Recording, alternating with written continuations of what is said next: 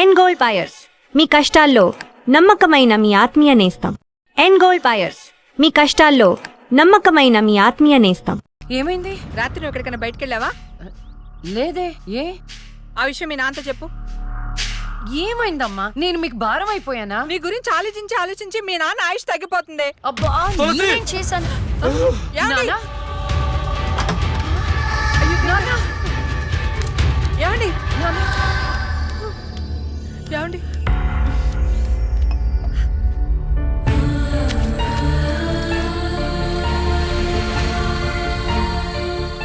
అమ్మా, టాబ్లెట్స్ అయిపోయినాయి. నేను వెళ్ళి తీసుకొస్తాను. త్వరగా వచ్చేస్తాను. లక్ష్మి తెలుసా? నాకు తెలియదు. ఈ అమ్మాయి తెలియదయా.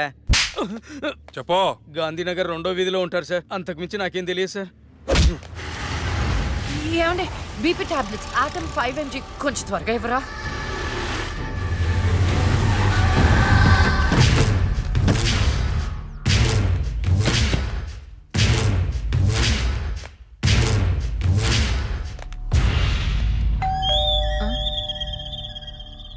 ఒక నిమిషం అండి.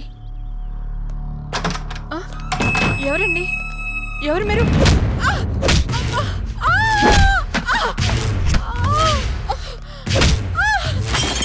ఏమండి?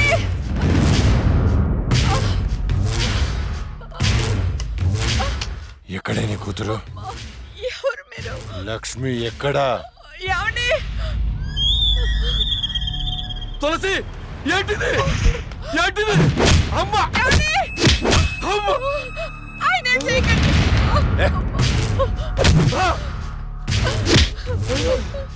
నీ కూతురు లక్ష్మి ఎక్కడా?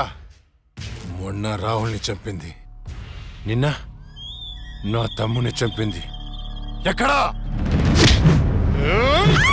తులసి!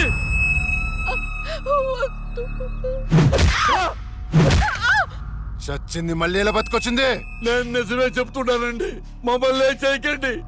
మా లక్ష్మి అప్పుడే చచ్చిపోయిందండి. మీరే కదా చంపేశారు. ఇప్పుడు మాతో ఉండేది నా రెండో కూతురు ప్రియా అండి. ప్రియా?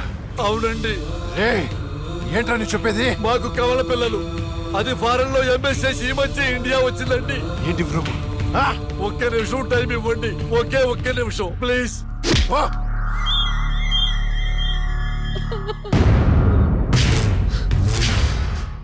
ఇది ప్రియా బర్త్ సర్టిఫికెట్ అండి. మీకు కావాలంటే లక్ష్మి డెత్ సర్టిఫికెట్ కూడా తెచ్చిస్తానండి.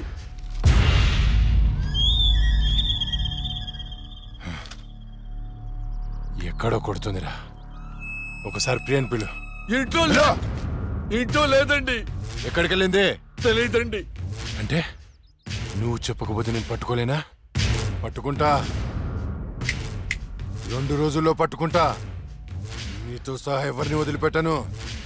వదిలిపెట్టనని చెప్తున్నా.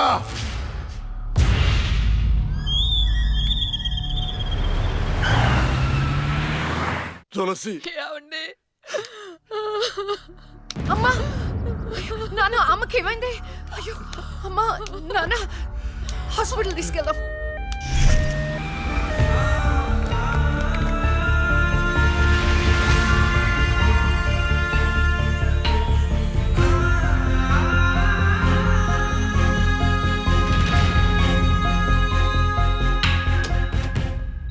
సిస్టర్, పేషెంట్ కి ఓ పాజిటివ్ బ్లడ్ కావాలి మేడం. నాది అదే బ్లడ్ గ్రూప్. నేను ఇస్తాను. రండి. వదండి.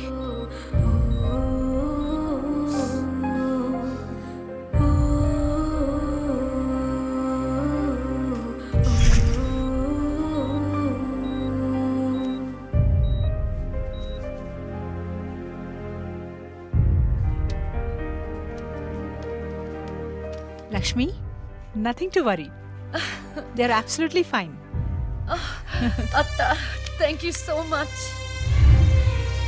మనకి లక్ష్మి ఒక్కతే కదండి అమ్మాయి. వాడికి లేని ప్రియా గురించి చెప్పారు. సర్టిఫికెట్ కూడా చూపించారు. అసలు మనకి రెండో అమ్మాయి లేదు కదండి. వాళ్ళ నుండి లక్ష్మిని కాపాడటానికి అబద్ధం చెప్పాను. లేని ప్రియను సృష్టించాను. వాడు రాక్షసుడండి. ఇప్పుడు నిజం తెలిసి మన లక్ష్మిని చంపేస్తే ఎన్నిసార్లు చంపుతాడమ్మా వాడు అక్కని? ఎన్నిసార్లు? అక్కేంటండి? ఇది మన లక్ష్మే కదా.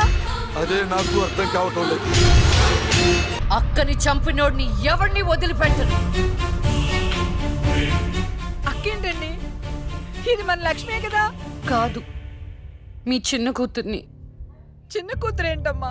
నువ్వు మా లక్ష్మిలాగా వచ్చి మమ్మల్ని ఎందుకు మోసం చేస్తున్నావు? అయ్యో, నేను మోసం చేయట్లేదు నాన్న. అక్కని అన్యాయంగా చంపిన వాళ్ళకి శిక్ష వేసి న్యాయం చేస్తున్నాను.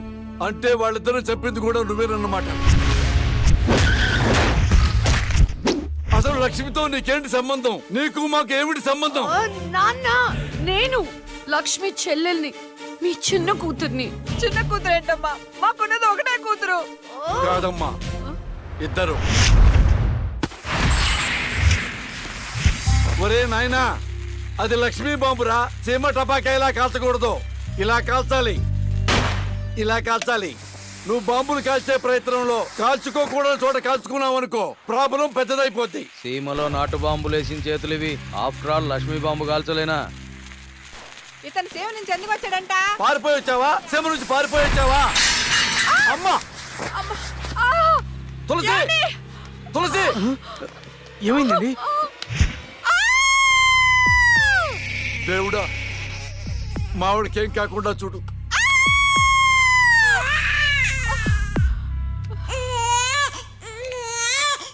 ఏమయ్యా? డాక్టర్ గారు, షీఈ్ ఫైన్, తనకి ఏం కాలేదు. చాలా థాంక్స్ డాక్టర్ గారండి. కానీ నీకు ఆడపిల్ల పుట్టిందయ్యా. ఆడపిల్ల అయితే ఏంటండి, మా ఇంట్లో మహాలక్ష్మి పుట్టింది. కవల పిల్ల పుట్టారు. అమ్మా, దీపావళికి డబుల్ బోనంజా సార్. ఆడపిల్లలైతే ఏంటి సార్ సంతోషం, చాలా సంతోషం సార్. కానీ ఒక పాపనే మేము రక్షించగలిగాం. రెండో పాప కడుపులోనే జాండీస్తో చనిపోయింది. నేను అక్కలాగే ఈ భూమి మీదకి వచ్చాను, కానీ నా దురదృష్టం పుట్టగానే చనిపోయాను. ఈ విషయం నా భార్యకు తెలియనివ్వకండి సార్. హాస్పిటల్లో అమ్మ వాళ్ళలో ప్రాణాలతో అక్క, శ్మశానంలో ప్రాణాలు లేని నా శరీరాన్ని నాన్న కప్పెడుతుంటే నాకు ఏడుపొచ్చింది. ఆ వయసులో ఏం జరుగుతుందో నాకు అర్థం కాలేదు, కానీ ఆ దేవుడు నాకు అన్యాయం చేశాడని నాకు అర్థమైంది.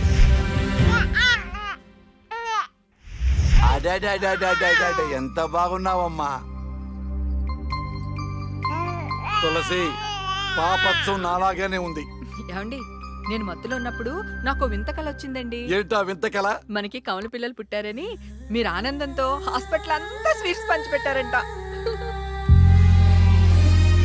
ఏంటండి, ఏదో ఆలోచిస్తున్నారు? కవల పిల్లలు పుట్టపోతే ఏంటే, బంగారం లాంటి బిడ్డను కన్నావు. అవునండి, నిజంగా మన బిడ్డ బంగారమే. అక్కతో పాటు పుట్టిన నాకు మిమ్మల్ని అక్కని వదిలి వెళ్ళాలనిపించలేదు. మీతోనే ఉండిపోయాను. బహుశా నా ఆయుష్ తీరలేదేమో, అందుకే ఆ దేవుడు నన్ను తీసుకెళ్ళలేదు. అక్కని ముద్దాడుతున్న అమ్మను చూస్తుంటే నాకు ఏడుపొచ్చేది, కానీ అమ్మ నన్ను దగ్గరికి తీసుకోవడానికి నేను కనిపించను కదా. అమ్మ ఉన్న వాళ్ళు ఎంత అదృష్టవంతులో, అమ్మ స్పర్శ ఎంత బాగుంటుందో నాకు అర్థం చేసుకునే వయసు లేకపోయినా అది అమ్మ ప్రేమని అర్థమైంది. నాన్న కూడా అప్పుడప్పుడు అమ్మ అవుతాడు. ఆ క్షణం అక్కలో కలిసిపోయి ఆనందాన్ని అనుభవించేదాన్ని. మీరు లేనప్పుడు అక్క పక్కనే ఉండేదాన్ని. నాకు ఇంత అన్యాయం చేసిన దేవుడు చిన్న సంతృప్తిని మిగిల్చాడు, ఎందుకంటే నేను అక్కకి కనిపిస్తాను కాబట్టి. అమ్మా,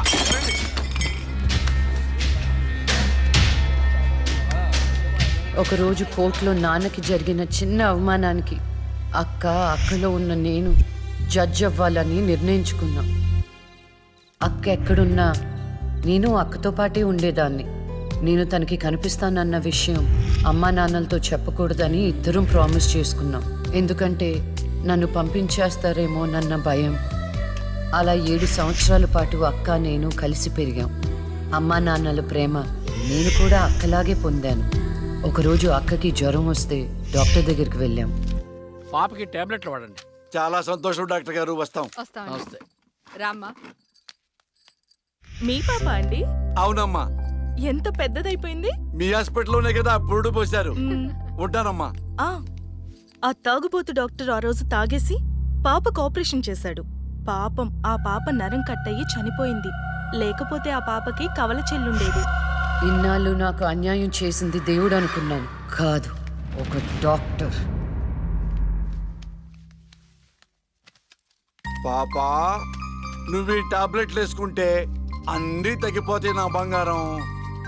కాదు నాన్న యొక్క టాబ్లెట్ నాన్న ప్లీజ్ నాన్న ఆ.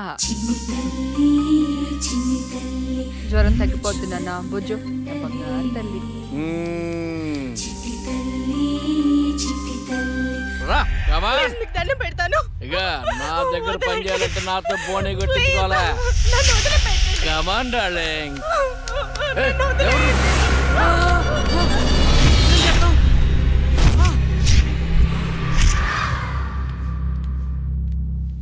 పాపా పాపా తులసి ఆ, పాప ఎక్కడ అదే అర్థం కావట్లేదండి. ఎక్కడికి వెళ్ళింది?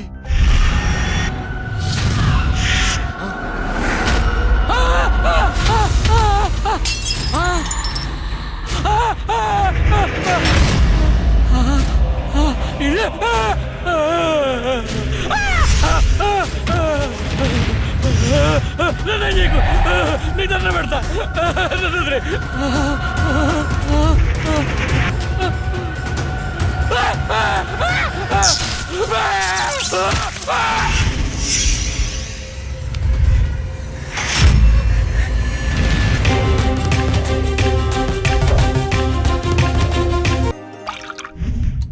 గురువు గారండి, మా అమ్మాయి లా పాస్ అయిందండి.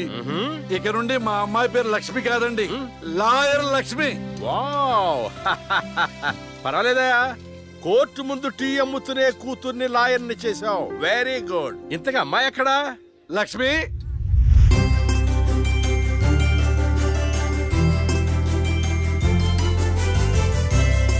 ఏంటి నాన్న పిలిచారు? సార్, మా అమ్మాయి లక్ష్మి. నమస్కారం అండి. అమ్మా నరసింహరావు గారని పెద్ద లాయరు. అవునా? వయసులోనా? కాదురా, మామూలుగా కూడా పెద్ద లాయరేనమ్మా. నేను మీ గురించి చాలా విన్నానండి. అంటే సాక్ష్యాలతో సంబంధం లేకుండా ఎలాగైనా కేసు మీ వైపు మలుచుకుంటారని విన్నాను. అదేనమ్మా లాయర్ తెలివితేటలు. అది సరే, ఇంతకీ నువ్వు సొంతగా ప్రాక్టీస్ చేద్దాం అనుకుంటున్నావా, లేక నాలాంటి వాడి దగ్గర అసిస్టెంట్ గా చేద్దాం అనుకుంటున్నావా? అంటే ఇంకొకరి దగ్గర చేస్తే వాళ్ళ ఇన్ఫ్లుయెన్స్ నా పైన పడుతుంది కదండి. అలా కాకుండా డైరెక్ట్ గా ప్రాక్టీస్ చేద్దామని అనుకుంటున్నాను. నేను నాలా ఉండాలని. గుడ్. వాయిస్ దేముంది సార్, మనుషులందరి దగ్గర ఉంటుంది. లాయర్ కి ఉండాల్సింది ఆనెస్టీ. అది నా దగ్గర ఉంది సార్. హానెస్టీ, నిజాయితీ. చూద్దాం నీ నిజాయితీతో ఎన్ని కేసులు గెలుస్తావో. All the best. అమ్మా చూసావా, నువ్వు నోరు తెరిస్తే అవతల వాడు నోరు ఎలా మూతపడిందో, కోర్టులో కూడా ఎలాగ చంపేయాలా. నాన్న నాకు మంచి చాయ్ పెట్టి. ఏయ్, నా బంగారు తల్లికి మంచి చాయ్ రెడీ చేయరా. మా అమ్మాయి లాయర్ అయిందండి. శుభం. తన పేరుతో అర్చన చేయించండి. అలాగేనమ్మా. శుక్లాం భరధరం విష్ణుం శశివర్ణం చతుర్భుజం ప్రసన్నవదనం ధ్యాయేత్ సర్వ విఘ్నోపశాంతయే ఇష్టకామ్యార్థ ఫల సిద్ధిరస్తు.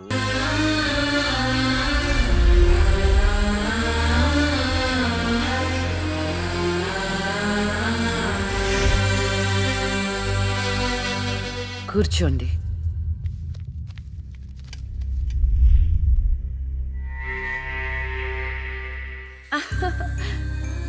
All the best. Proceed. Your honour, ఈ బోనులో ఉన్న రాజీవ్ అనే యువకుడు స్వయానా ఎమ్మెల్యే గారి ముద్దుల కొడుకు. వాళ్ళ నాన్నగారు అధికారంలో ఉన్నారన్న అహంకారంతో నడి రోడ్డు మీద ఒక యువతిని అందరూ చూస్తుండగానే తన కారులోకి లాగి మానభంగం చేశాడు. అంతేకాదు యువర్ ఆనర్, అదే కారుతో ఆ అమ్మాయిని గుద్ది చంపేశాడు యువర్ ఆనర్. ఈ ఘటన జరిగి 4 సంవత్సరాలు అవుతుంది. ఈ రాజీవే హంతకుడని అందరికీ తెలుసు, కానీ ఇంతవరకు నిందితుడికి శిక్ష పడలేదు your honour. Objection your honour. Objection sustained. Thank you. ఈ పేపర్లో, టీవీల్లో వచ్చిన వార్తల ఆధారంగా శిక్షిస్తూ పోతే జైళ్లు నిండేవి యువర్ ఆనర్. ఈయన క్లయింట్ ఎమ్మెల్యే గారి కొడుకు అవటం వలన అతన్ని రాజకీయంగా దెబ్బ కొట్టాలనే ఉద్దేశంతో ఈ ప్రతిపక్షాలన్నీ ఏకమై ఈ ఛానళ్ల వాళ్ళతో కలిసి పడిన కుట్ర మాత్రమే ఇది. ఈ రాజీవ్కి చనిపోయిన అమ్మాయికి ఎలాంటి సంబంధమూ లేదని తమరికి విన్నవించుకుంటూ అతన్ని నిర్దోషిగా భావిస్తారని ఆశిస్తున్నారు. That's all your honour. Objection your honour.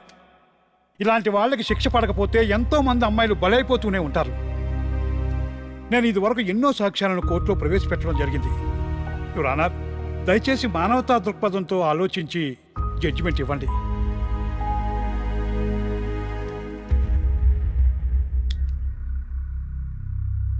ఈ కేసు పూర్వాపరాలు పరిశీలించిన మీదట సాక్ష్యాధారాలు తారుమారు చేసి ఈ కేసుని పక్కదారి పట్టించడానికి ప్రయత్నం జరిగిందని నాకు అర్థమైంది.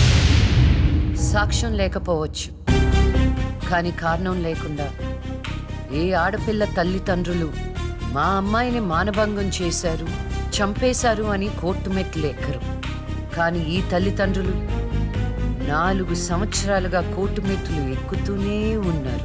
ఈ రోజు వరకు న్యాయం కోసం తిరిగి తిరిగి అలసిపోయిన వాళ్ళ కాళ్ళకి, నా తీర్పు కోసం ఎదురు చూస్తున్న వాళ్ళ కళ్ళకి విశ్రాంతి ఇవ్వాలని నిర్ణయించుకున్నాను. ఇక్కడున్న ప్రత్యక్ష సాక్ష్యాలను రాతపూర్వకంగా సాక్ష్యాధారాలని స్వీకరించండి.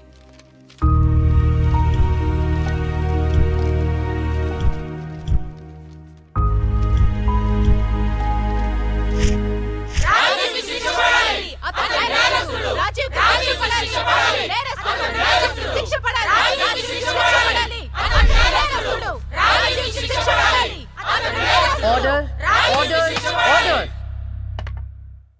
రాజీవ్ అనే ఈ ముద్దాయికి లైఫ్ ఎమెన్షన్ కఠిన కారాగార శిక్ష విధించడమైనది. Objection your honour. Objection overruled. The court is adjourned.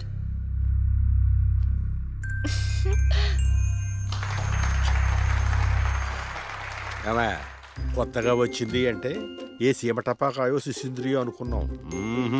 Lakshmi bomb, జాగ్రత్తగా ఉండు. చెమటలు పట్టించేస్తుంది సార్. మ్మ్.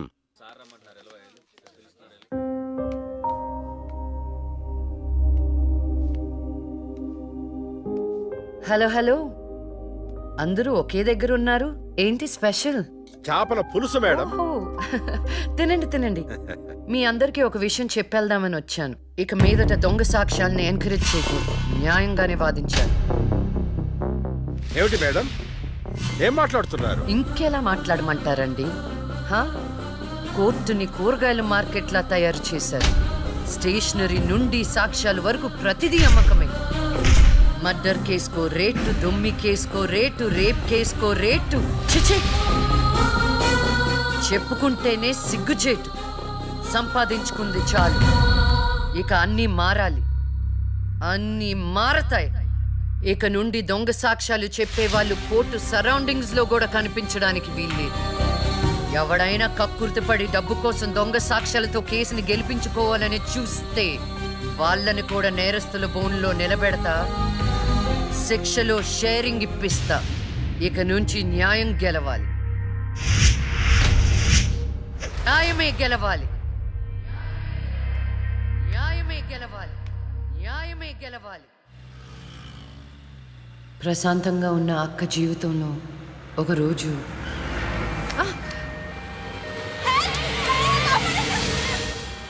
అంబులెన్స్లో అమ్మాయిల ఫాలో అవ్వ. జాగ్రత్త.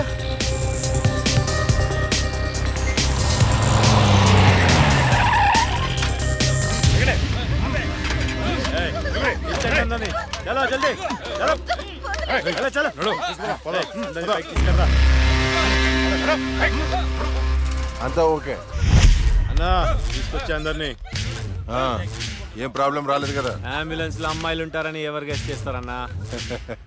ఏయ్, వీళ్ళందరినీ ట్రక్ లో ఎక్కించండి. ఆ దుబాయ్ షేక్ గాడు ఒక్కడే ఫోన్లు. అసలు అది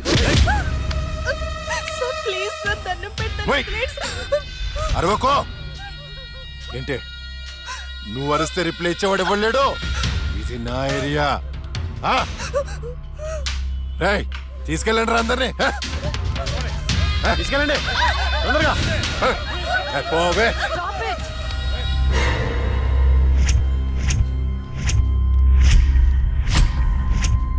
ఇవ్వచ్చువే నువ్వు. అది తర్వాత హాస్పిటల్ కి వెళ్లాల్సిన బండి ఇక్కడికి వచ్చిందేంటి? ఏంటి పాప క్లారిఫికేషన్ కావాలంట? రేయ్, ఇచ్చేయండి రా. అమ్మాయే కదా అని అలుసుగా చూస్తున్నారేమో. లక్ష్మి, జస్టిస్ లక్ష్మి ఆవేశపడి అటాక్లు చేశారో ఆక్సిజన్ ఆగిపోద్ది. Arrest him.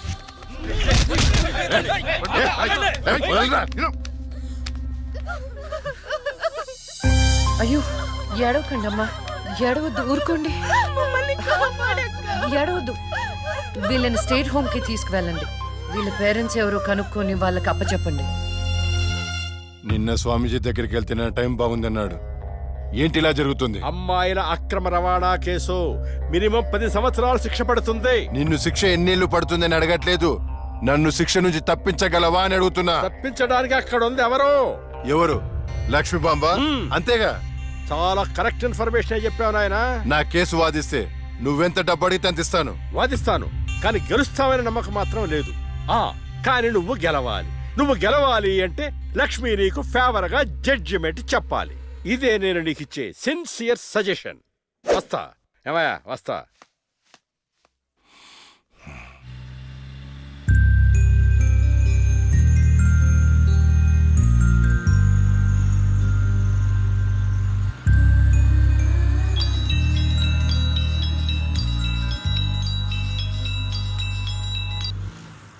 హలో, వైకుంఠాన్ని నా కేసు విషయంలో పోలీసు నుండి లాయర్ల వరకు అందరూ నా చేతుల్లో లేదు, నా చేతుల్లో లేదని చేతులు ఎత్తేస్తున్నారు. కారణం నువ్వంటే భయం. ఆ భయాన్ని కోరేట్ ఫిక్స్ చేశాను.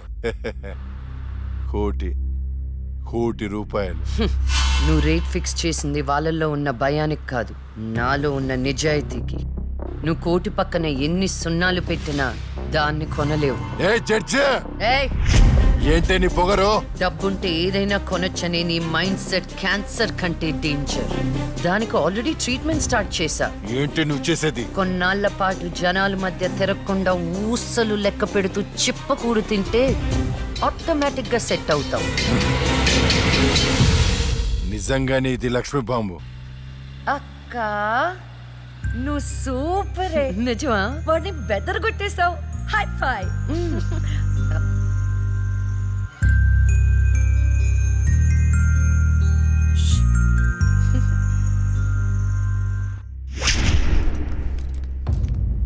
కంటిన్యూ. అంత మాత్రానికి నా క్లయింట్ని నేరస్తుడు అనడం భావ్యం కాదు. పట్టుబడిన 10 మంది అమ్మాయిలు ఇచ్చిన స్టేట్మెంట్ ఆల్రెడీ మీకు సబ్మిట్ చేశాం.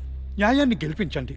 సాక్ష్యాధారాలన్నీ పరిశీలించిన మీదట వైకుంఠం అనబడే ఈ ముద్దాయికి ఐపీసీ 302 సెక్షన్ ప్రకారం 7 సంవత్సరాల కఠిన కారాగార శిక్ష విధించడమైనది.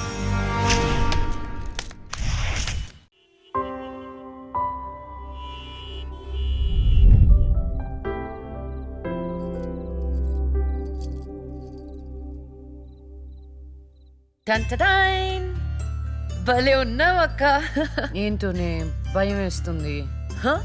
జస్టిస్ లక్ష్మికి పెళ్లి చూపులంటే భయమా? అంతే మరి. నువ్వు కూడా నాతో రావే.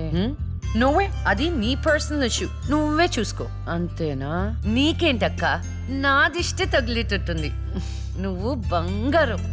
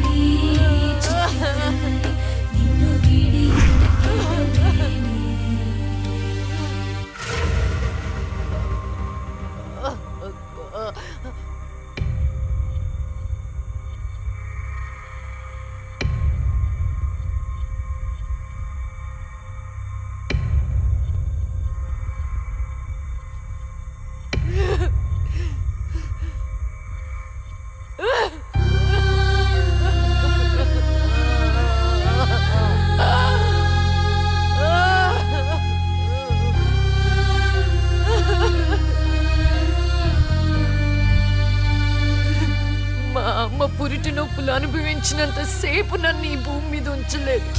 పుట్టగానే చంపేశావు. పోనీలే, అక్క పుట్టింది. అమ్మ నాన్నకి ఒక్కగానొక్క కూతురు అనుకున్నా. వాళ్ళైనా ఆనందంగా ఉంటారని ఆశించాను. కానీ దాన్ని కూడా చంపేశావు.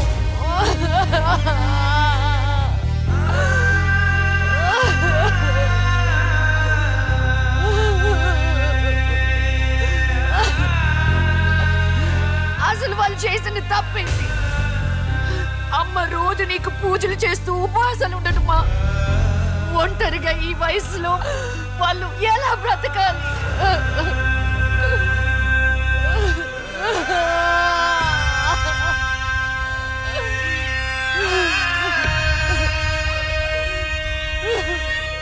అక్కకు జరిగిన అన్యాయం చూసి తట్టుకోలేకపోయాను.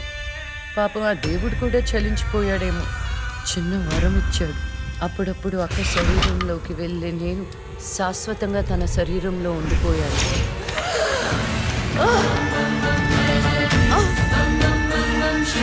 అమ్మా! అమ్మా!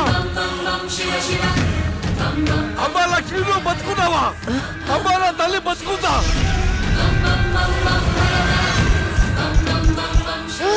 అమ్మా! అమ్మా! మీకేం కాలేదు కదా? నాకేం కాలేదు, నువ్వు పదమ్మా.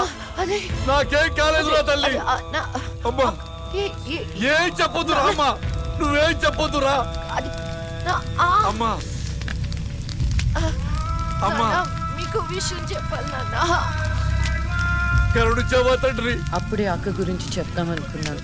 అక్క ప్రాణాలతో ఉందనే ఆనందంలో మీరున్నారు. అందుకే చెప్పలేకపోయాను నాన్న. అమ్మా, మనకి కోర్టులు న్యాయాలు వద్దు. ఏ ఊరైనా వెళ్ళి ప్రశాంతంగా బతుకుతావమ్మా. అది కాదు నాన్న, నా మాట ఒకసారి వినండి. అమ్మా,